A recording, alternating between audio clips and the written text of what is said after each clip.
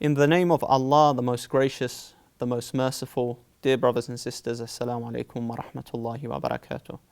Peace be with you all.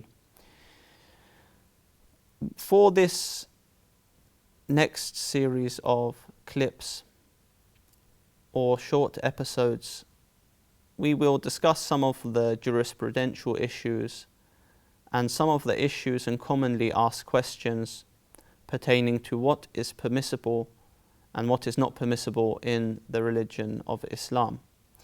A common question that usually arises, especially from the youth, is that what is the stance of Islam with regards to speaking to the opposite gender with the intention of marriage? So is it permissible to speak online to someone with the intention of marriage?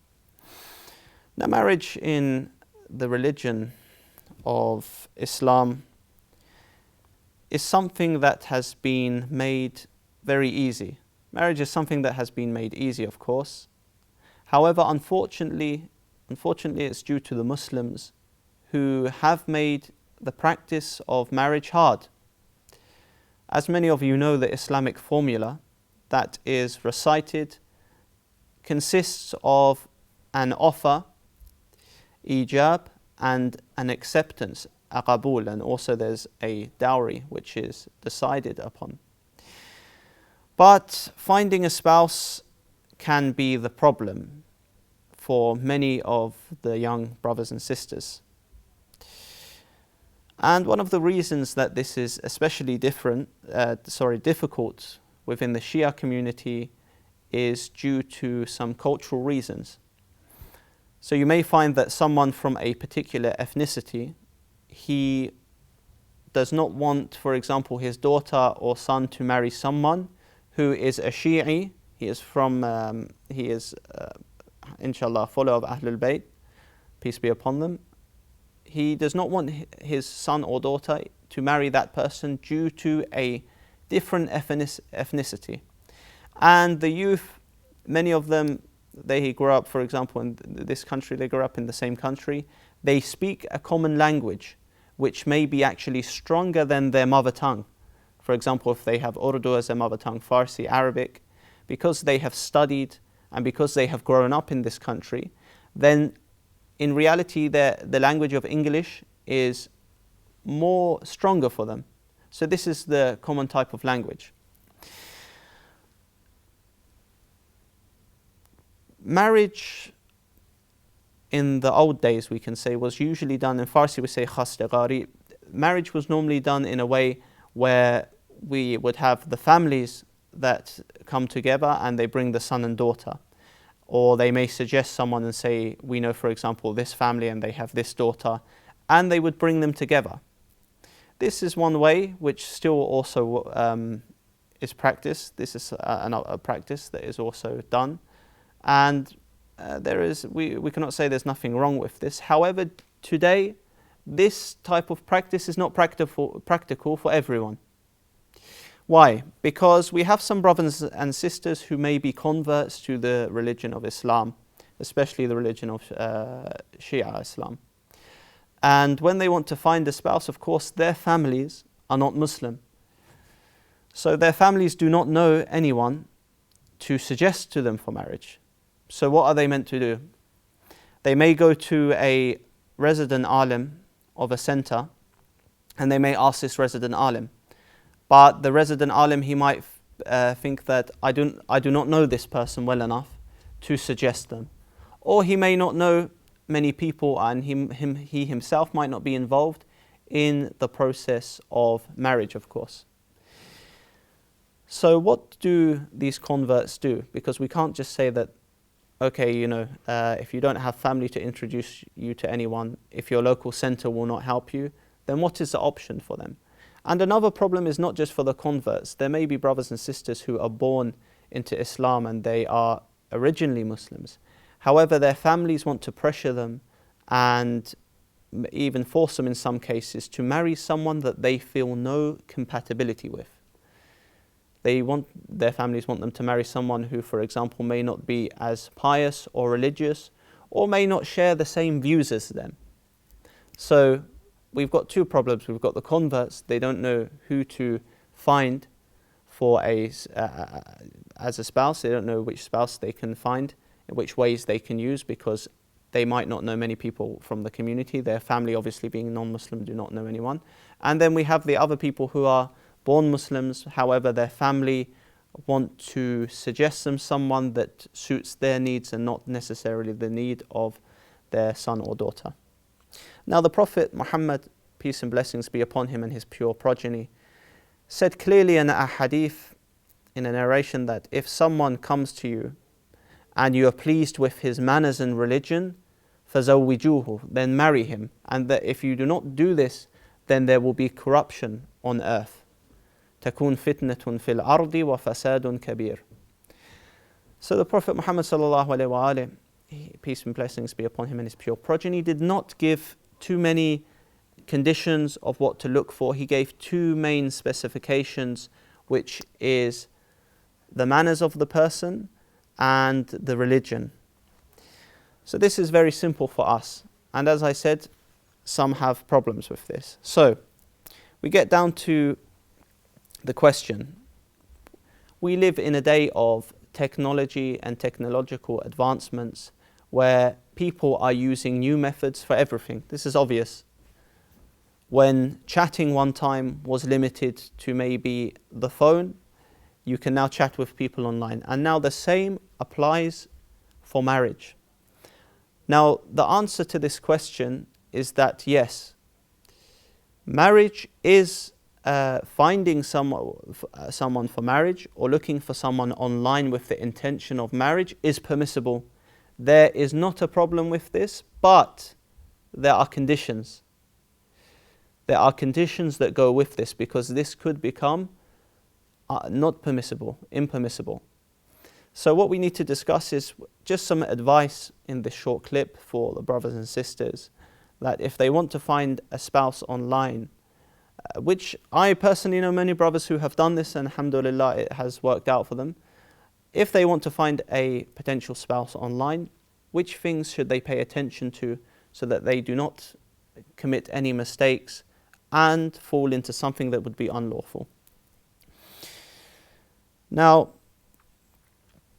one point, crucial point to mention, is that conversations between, let's say, a brother and sister on social media, they have each other on the same profile, they are friends on social media, and they decide that they want to get to know each other for marriage.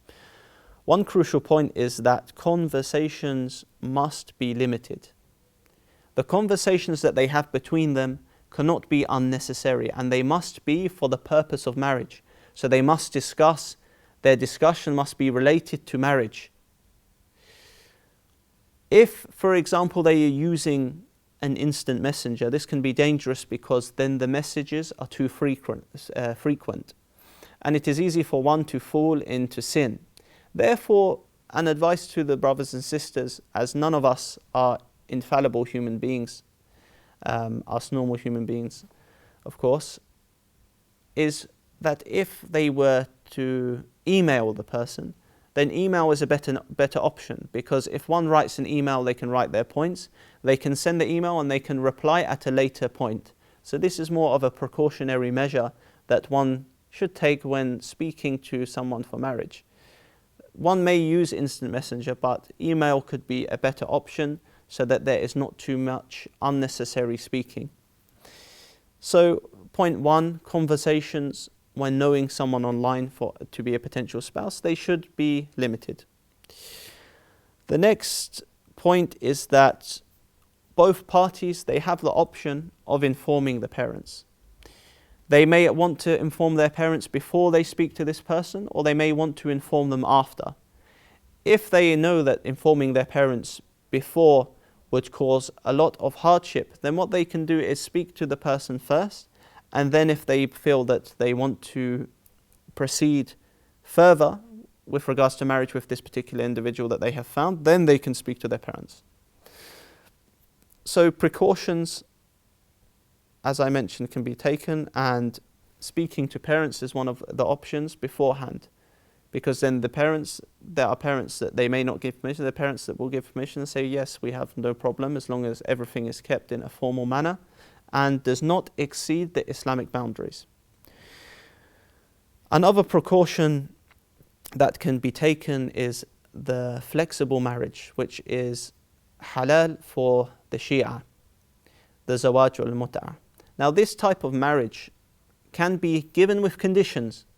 For example, there is a sister and a brother. As a precaution so they do not exceed the Islamic boundaries, they perform this contract and they do not even have to meet each other. They perform the contract over the phone just for the purpose of being mahram to each other and being able to speak. This is one option that is better as a precaution for the brothers and sisters, and conditions can be made where they don't necessarily need to even meet this person, but they can just become mahram to each other. And this would be a lot better when speaking to someone with regards to marriage. One point, crucial point that the brothers and sisters have to know is that if emotions are being developed, say the brother and sister, they are speaking, but they realize that emotions are being developed, or one of the side is developing too strong emotions, and none of them are mahram to each other. They are not lawful to exceed the Islamic boundaries. They are non-mahram to each other.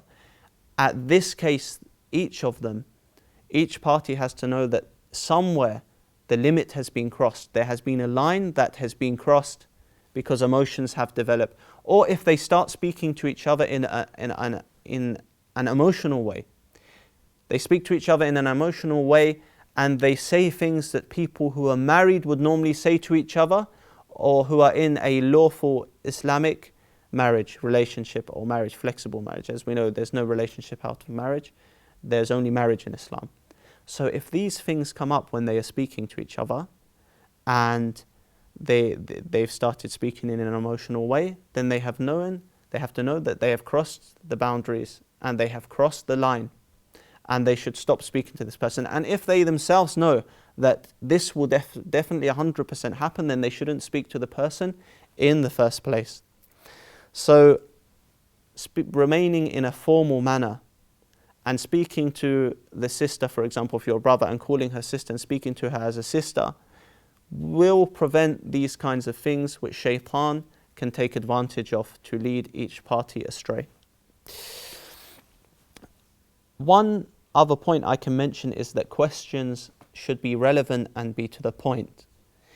Between each party, if they is just speaking for marriage, which is permissible as mentioned, but they start asking irrelevant things which do not help them at all in knowing this person for marriage, or they ask things that would not be appropriate, or things that are private, then in this case it should be avoided, because it can end up going into haram and something that is unlawful. So questions should be to the point and be related to the marriage.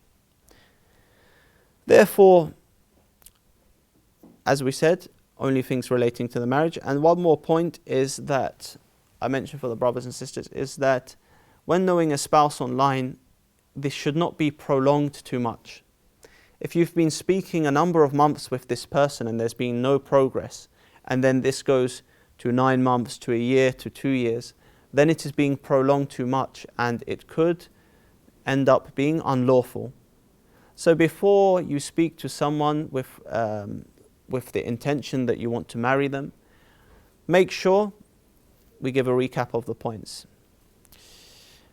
Make sure that the platform or what you are using is appropriate and formal and will not be too much in a way that you will speak too much. It won't be, for example, like an instant messenger. Maybe an email would be better in this regard.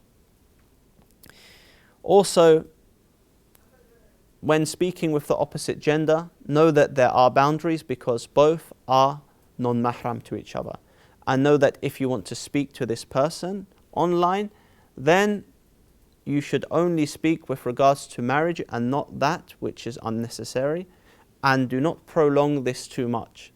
If you have spoken, say, for a short period of time, but you believe that it would be good to meet this person, then it is good to get the parents involved.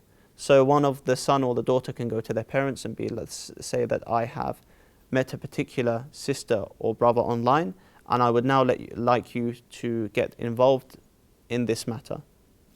Khalas, that is very simple. That is, inshallah, a clarification for the brothers and sisters, because many of the youth are asking this, whether it is permissible to speak online for marriage. However, they should always be vigilant and avoid those things which could lead to some sort of relationship or emotional attachment before they are mahram to each other and before any marriage contract has taken place. So in short, yes, it is permissible to speak to the opposite gender online in a formal and non-haram manner, a formal and non-emotional manner, for the purpose of getting to know them for marriage. And of course, this method of going online is something that a lot of converts use these days, because as I said, if they do not know anyone from the community, if they do not have any family to help them, then how are they meant to find their ideal spouse? And those Shia who they are born Shia, they have families who can suggest them potential spouses. They find that their families are not suggesting them the right people, and it is a waste of their time. Whereas if they get to know someone online, if there is anything that would be a major disagreement, they can avoid it then and there, and they can stop talking to that person. Whereas if they make the effort to go to a family's house and they see that the sister is not suitable for them, then it does take up a lot of time. So inshallah ta'ala, this benefited the viewers, and we will also speak about other issues with regards to the Islamic laws of what is permissible and what is not permissible. So please join me next time, and I thank you for joining me.